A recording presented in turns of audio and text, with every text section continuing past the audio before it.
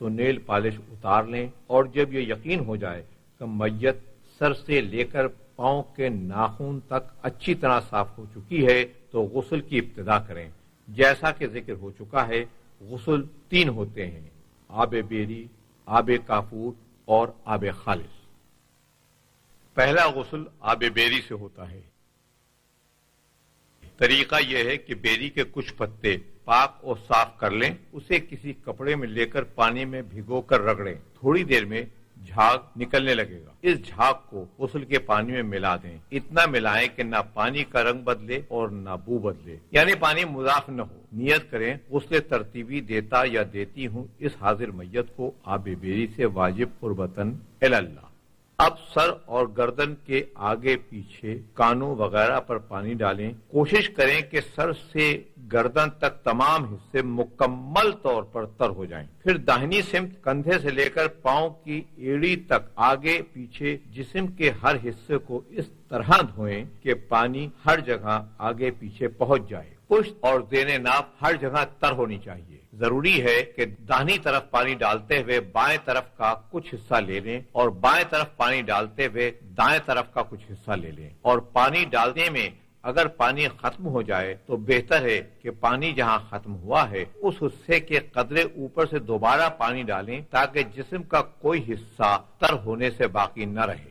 یہی عمل بائیں طرف کریں۔ یہ خیال رہے کہ سوئی کی نوک کے برابر بھی جسم کا حصہ خشک نہ رہے۔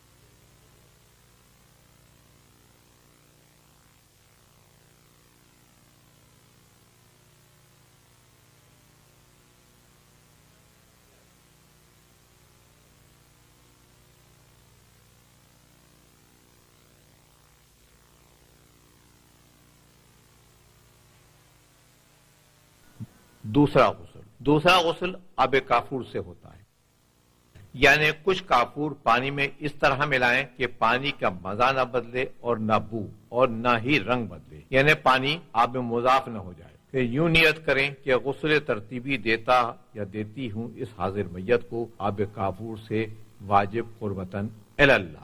پہلے سر کا پورا حصہ بمائے گردن، پھر جسم کا دایاں حصہ اور پھر بایاں حصہ مکمل طور سے اس طرح دھوئیں کہ کوئی جسم کا حصہ پانی پہنچنے سے باقی نہ رہے۔ ضروری ہے کہ داہنی طرف پانی ڈالتے ہوئے بائیں طرف کا کچھ حصہ لے لیں اور بائیں طرف پانی ڈالتے ہوئے دائیں طرف کا کچھ حصہ لے لیں۔ تیسرا غسل اور آخری غسل آب خالص سے ہوتا ہے۔ اس کی نیت یہ ہے کہ غسل ترتیبی دیتا یا دیتی ہوں اس حاضر میت کو آب خالص سے واجب قربتاً اللہ۔ وہی عمل، یعنی سر کا پورا حصہ بمائے گردن، پھر دائیں طرف کا پورا حصہ، بغل، سینہ، دائیں پنڈلی، پشت، زیر ناف، غرض کے ہر طرف پانی پہنچ جائے۔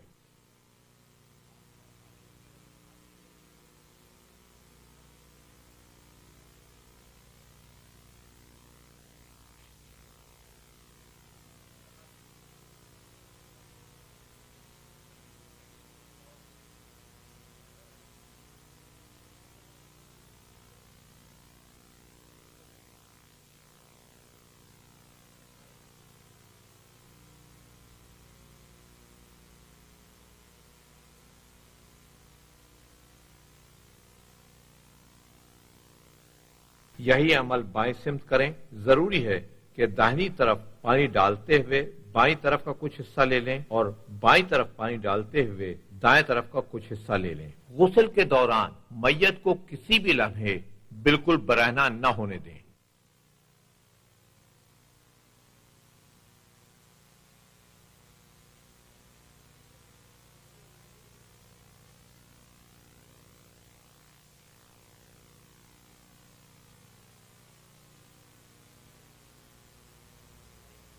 تینوں غسل پورے ہونے کے بعد زیر ناف کے حصے کو روئی سے اچھی طرح چھپا لیں۔ ترپوش ہٹا دیں۔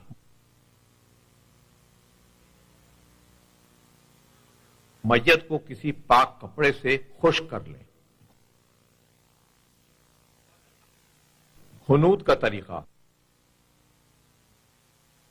میت کو حنوط کریں، یعنی کافور پہلے پیشانی پر،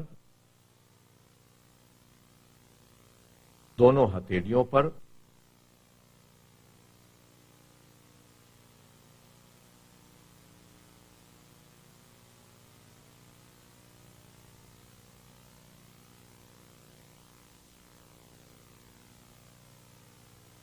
دونوں گھٹنوں پر،